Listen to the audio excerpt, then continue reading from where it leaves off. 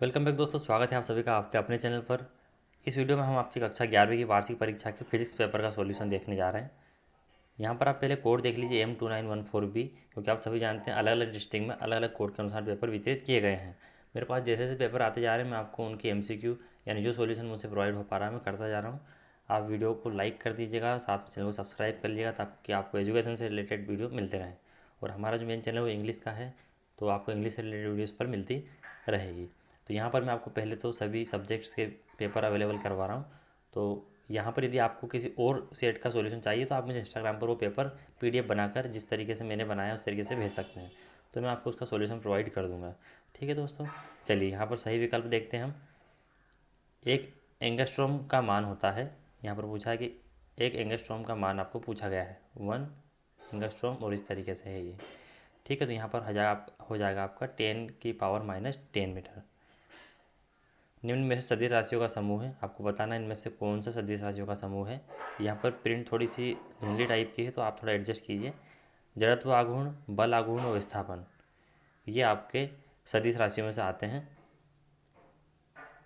अगला आपका क्वेश्चन है, मशीनों में बॉल बेयरिंग का उपयोग किया जाता है, इससे होता क्या है, घर्षण बल समाप्त हो जाता है, क्योंकि इनके लगने से सुचारू रूप से चीज़ें चलने लग जाती है और आपको बल नहीं लगाना पड़ता। कम बल लगाना मतलब कम आपको जो है घर्षण बल उसमें लगता है, तो यहाँ पर इसके उपयोग से घर्षण बल समाप्त हो जाता है। दाब बढ़ाने पर किसी पदार्थ का गलनांक कम हो जाता है, ऑप्शन नंबर अ आपका सही हो जाएगा। किसी पदार्थ की अवस्था परिवर्तन के लिए आवश्यक ऊष्मा कहलाती है, तो यदि किसी पदार्थ की हमें अवस्था परिवर्तन करना है तो उसके लिए विशिष्ट ऊष्मा की आवश्यकता होती है, तो यहाँ पर विशिष्ट ऊष्मा हो जाएगा। यहाँ पर ये इंग्लिश में दिया हुआ है, यदि आपको आवश्यकता है तो आप इसको देख सकते हैं। यहाँ पर हम रिक्त स्थानों पर आ जाते हैं, तो यहाँ पर क्वेश्चन नंबर 2 आपका रिक्त स्थान है। किसी 1 सेंटीमीटर भुजा वाले घन का आयतन 1 × 10⁻⁻6 मीटर क्यूब के बराबर होता है, तो ये आपका सही रहेगा, इसके बराबर होता है। अधिकतम दूरी तक वस्तु को प्रक्षेपित करने हेतु प्रक्षेप्य कोण 45 डिग्री यानी 45 डिग्री से यदि आप किसी चीज़ को फेंकते हैं तो वो अधिक दूरी पर जाएगी। वृत्तीय गति के लिए अभिकेंद्रीय बल आवश्यक होता है, अभिकेंद्रीय बल। ठीक है, पृथ्वी सतह के समीप पलायन चाल, यानी कि आपको पृथ्वी से किसी चीज़ को पलायन वेग से फेंकना है, तो पलायन वेग वह वेग जिस पर यदि आपने किसी वस्तु को फेंका है तो वो वापस पृथ्वी पर नहीं आएगी। तो जो पृथ्वी का पलायन वेग होता है 1.2 किलोमीटर पर सेकंड होता है, यानी इतनी स्पीड से आपने यदि किसी बॉल को भी फेंक दिया या किसी भी चीज़ को फेंक दिया तो ये वापस रिटर्न नहीं आएगी, ये पृथ्वी गुरुत्वाकर्षण को पार कर जाएगी और इसी को पलायन वेग कहते हैं। अलग अलग ग्रह के लिए अलग अलग होता है। भूतुल्यकाली यानी भूमि के समान ही, भू मतलब भूमि यानी पृथ्वी के सामान्य उपग्रह का आवर्तकाल, जो पृथ्वी का आवर्तकाल होगा वही इसका होगा, इसीलिए 24 घंटे होता है, इसीलिए इनको भूतुल्यकाली उपग्रह कहते हैं। चलिए यहाँ पर आज हम सही जोड़ी बनाइए। यहाँ पर आपको कार्य का SI मात्रक बताना है, तो यहाँ पर आपका हो जाएगा जूल। शक्ति का SI मात्रक वाट। ऊर्जा का SI मात्रक यहाँ पर CGS मात्रक पूछा है अर्ग। जड़त्व आघूर्णों का SI मात्रक तो आपका जो है किलोग्राम मीटर स्क्वायर।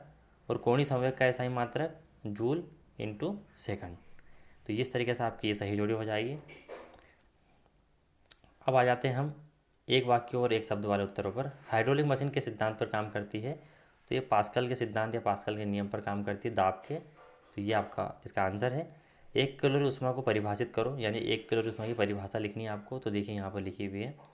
ऊष्मा की वह मात्रा जो 1 ग्राम शुद्ध जल के तापमान को 1 डिग्री सेल्सियस बढ़ाने के लिए आवश्यक होती है, उसको हम क्या कहेंगे, 1 कैलोरी ऊष्मा कहेंगे।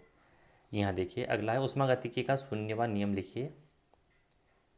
तो यहाँ पर ऊष्मागतिकी का शून्यवान नियम है, जब दो वस्तुएं अलग अलग तीसरी वस्तु के साथ साम्य अवस्था में होती है तो वो दोनों वस्तुएं भी एक दूसरे से साम्य अवस्था में होगी, यही ऊष्मागतिकी का शून्यवान नियम है। यानी दो वस्तु किसी तीसरी वस्तु साम्य अवस्था में है अलग अलग, तो वो दोनों भी अपने आप में साम्य अवस्था में होगी, यही ऊष्मागतिकी का शून्यवान नियम है।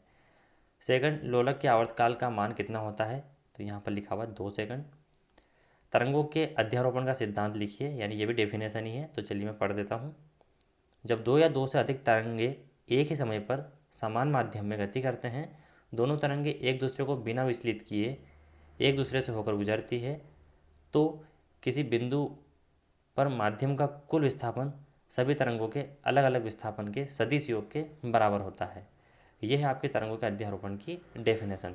एक बार और देख लीजिए, जब दो या दो से अधिक तरंगे एक ही समय पर समान माध्यम में गति करते हैं, दो तरंगे एक दूसरे को बिना विचलित किए एक दूसरे से होकर गुजरती है, तो किसी बिंदु पर माध्यम का कुल विस्थापन सभी तरंगों के अलग अलग विस्थापन के सदिश योग के बराबर होता है।